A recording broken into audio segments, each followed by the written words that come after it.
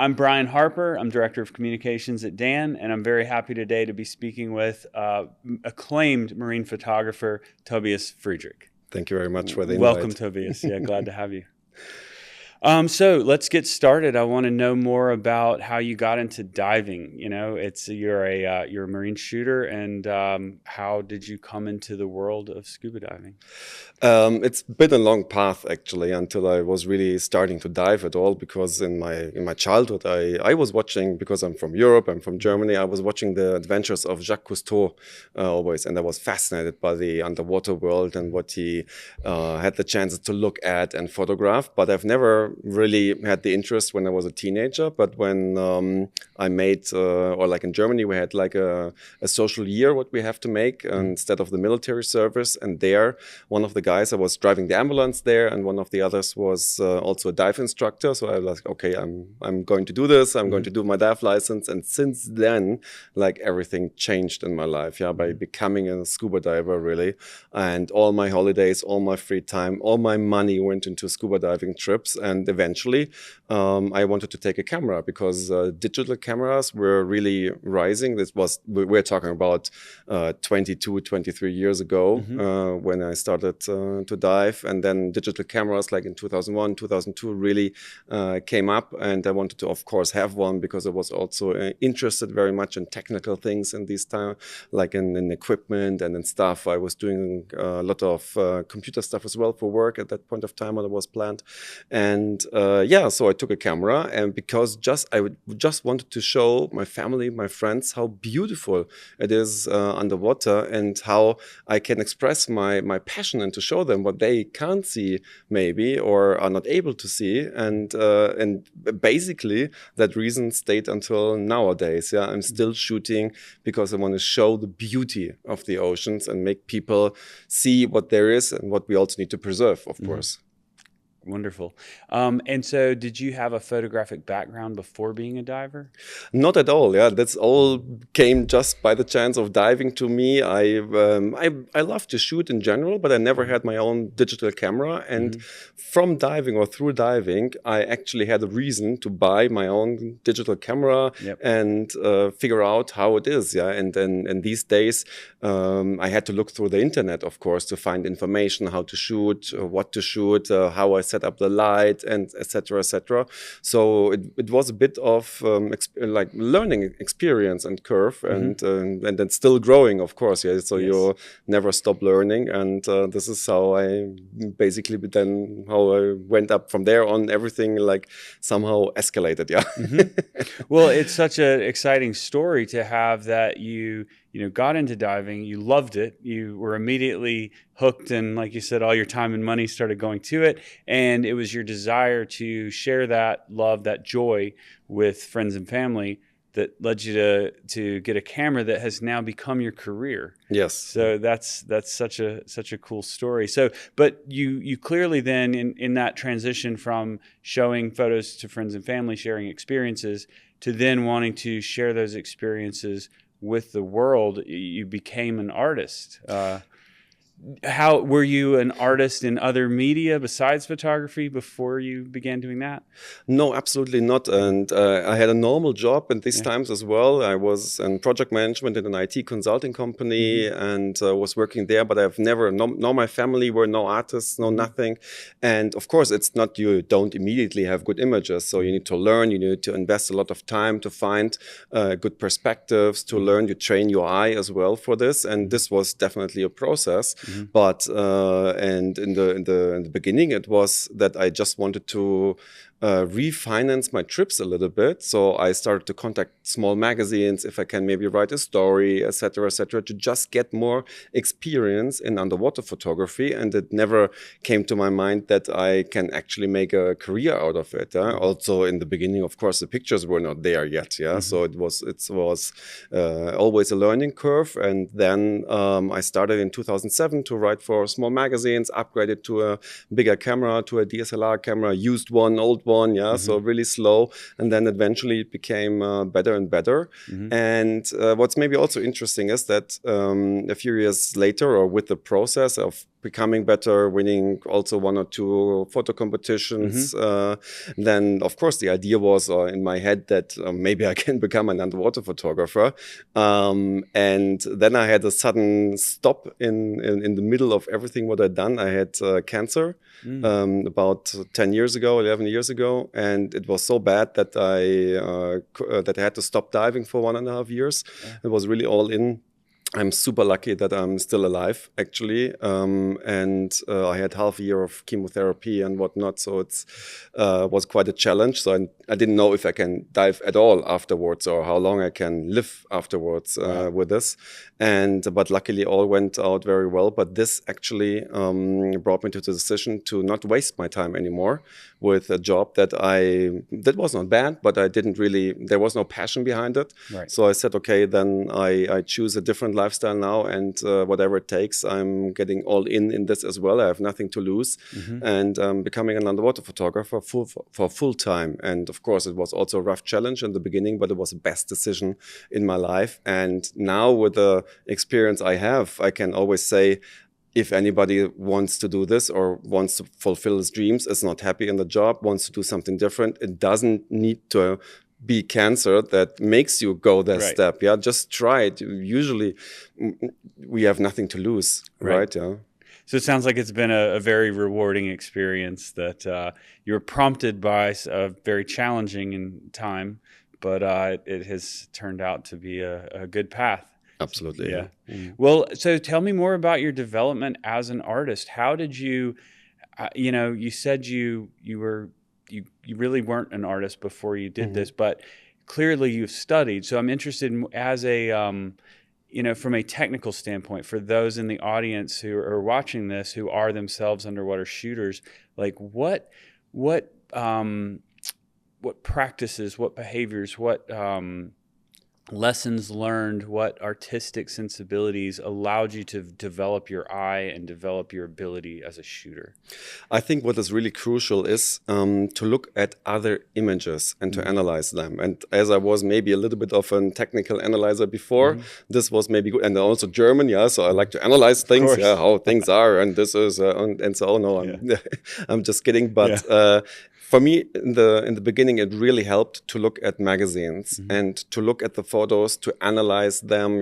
If I like one image in particular, I was trying to find out what the photographer has been using for this picture, what lens he has been using or her, and how were the lights set up, how strong were they, which direction were they coming from. So I was trying to analyze how it's technically been done, the image, but also composition-wise, of course.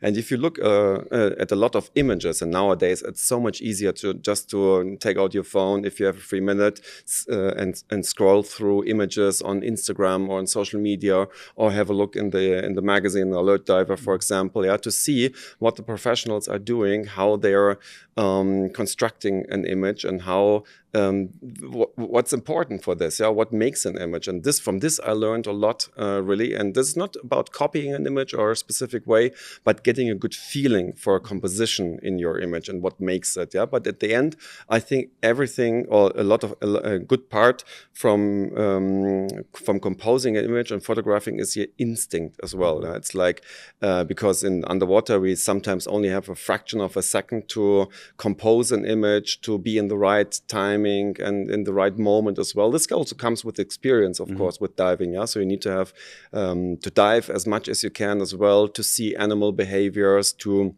already foresee where maybe a turtle is swimming, or maybe a dolphin is swimming towards, to be ready in that moment. And then you only have a fraction of a time to create a really, really good image. And I would always never say that, because you mentioned it a few times now, that I'm an artist. I would never consider myself as an artist. I just try to shoot the nature as creative as I can, or as good as I can. So for me, artists are like people like Picasso or something, who can create something out of nothing. nothing. Yeah? But I have the beauty of the nature, which is already art, and I just try to frame it in the right way to make a nice image out of it. Very cool. So I first became aware of your work when I was editor of Alert Diver. So I edited Alert Diver from 2011 to 2018. And so early in that tenure in 2012, we hosted our annual photo contest, the Ocean Views Photo Contest.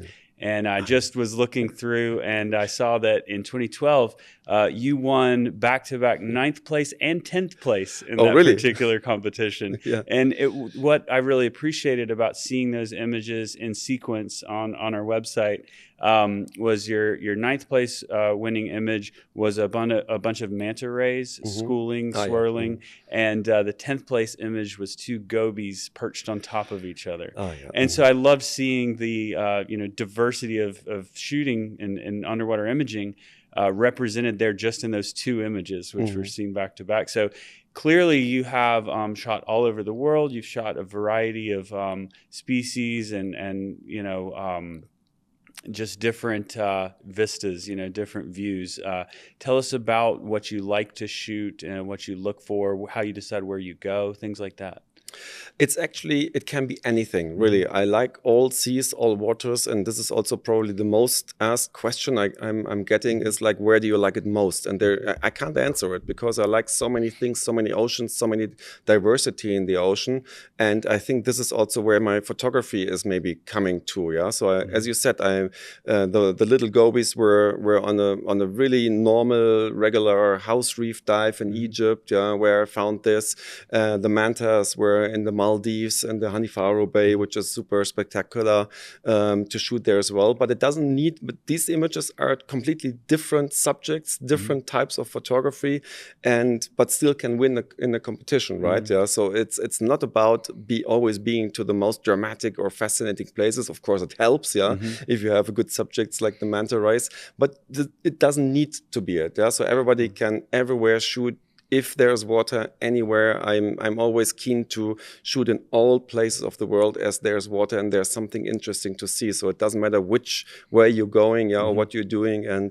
But also in 2000, I think it was in 2012, it was the first time that I was really cold water diving for the first time, and I choose immediately Greenland instead of something else or something, because there was the fascinating icebergs underwater, which I haven't seen so far or barely have seen any images before of icebergs underwater. So I was like, okay, this is what I wanted to do. Yeah. So sometimes you just catch something, like an idea, or this is fascinating, this is what I want to do, and then I go for it. But I'm also super happy with a random dive at a random house reef, on a busy dive location. It's for me, it's the same. Not the same, of course, in terms of location, or spectacular, but it's the same. You have got the same chances underwater to get or to capture an image, and this makes it, Right. Well, I think what you're kind of talking to here is the accessibility of that image making that one can have. One can make images, spectacular images, using equipment that might not be, going to places people might not expect, or using equipment people might not expect. And I'm thinking of a couple other recent Alert Diver articles you've written, one about shooting using cell phones and another about shooting with compact cameras. So it sounds like you make use of a variety of tools. Can you tell us about some of the more simple image making equipment that sometimes you use? Of course. I also didn't start with a big camera, of course. Now I'm using C-cam housings, which are really the best of underwater housings in my eyes. And but if you really want to start with underwater photography, I would go first very simple, like with a Sea Life underwater camera, with a housing, with a smartphone housing. Everybody has a smartphone who takes or can take incredible images already. So if you want to check it out, if you want to start diving or start shooting underwater, then use this, like a small compact camera. Use whatever you have, and then see if you like it. And only if you reach the limit of the equipment, what it can produce, then you can, of course, change to a better camera, to a better housing maybe, or something. Yeah. Very cool. So let's talk about safety in your diving, in your travels, in your shooting. How do you ensure your safety? What practices, what behaviors, what equipment? How do you ensure your safety when you're diving? Of course, you need to plan the dives beforehand. Yeah? So as good as you can. I'm diving also a lot of times in wrecks, for example. So I want to know the wreck beforehand. I'm maybe talking to the dive guide to see how the wreck is. What do we need to take, of course, beforehand? How deep it is. So all of this you for sure want to know beforehand before going on a dive. But the tool which helps me a lot during diving is I have a Scuba Pro head-up display which sits on my mask, which is my computer, and I don't need to have my eye away from the camera. I can always look through the viewfinder. At the same time, I just can see everything on my computer, the depth, how much air I have, without being need to look at my wrist or something. So this is one of the tools I'm always taking for shootings, which always allow me to immediately see how deep I am, how much air I have left, etc., etc. And this is one of the biggest tools or the greatest things I have with me for safety, of course. But also, even if you're a photographer, don't lose your body. I think this is really important. Yeah, I know that me too. Yeah, I'm so much focused on the picture sometimes, but it's always good to just remind you, okay, where's the body? Where am I? Do I have enough air? Can I reach him? Etc. etc. Yeah, this is really crucial. I mean, we all sometimes do dives which no, let me phrase it like this. At some point of a time when there's a difficult situation underwater, for example, I always stop shooting. Yeah, so this is also I don't want to force it too much just for a picture. Yeah, so it's like there is a limit on where you have to stop shooting, where it's crucial that you focus on safety for sure. Right. So this is also I need to have in mind. Is really important as well. Fantastic. Thanks for sharing that. Of course. So, are you a member of DAN Europe? Yes, of course. Yeah, great, I am. Great. Yeah. Well, tell us why. Why are you a DAN member? Because I'm traveling so much internationally, and I find DAN is just the ideal partner worldwide to have a great network of help in case there is something happening. Luckily, I never had a dive accident. I never had to call anybody, but I know that I can really rely on DAN as a good partner everywhere in the whole world. And this was really, for me, the most important point, because I'm traveling so much on all places in the world, and DAN is just the best support there. Great. Thank you, Tobias. Of course. What else would you like to talk about this afternoon? Where are we having the next beers, I would say. Yeah. There we go. The most important thing, yeah. After a long show, yeah. That's right. It's like wrapping up. Getting very dry here. Yeah. So it's like no, I'm just kidding. Brilliant. Yeah, but no, that's good. Thank you so much for having me here. Absolutely. Yeah? Thank you so much for joining us. It was a pleasure to speak with you. Yes. Same to you. All right. Have a great afternoon. Yeah, you too. Bye.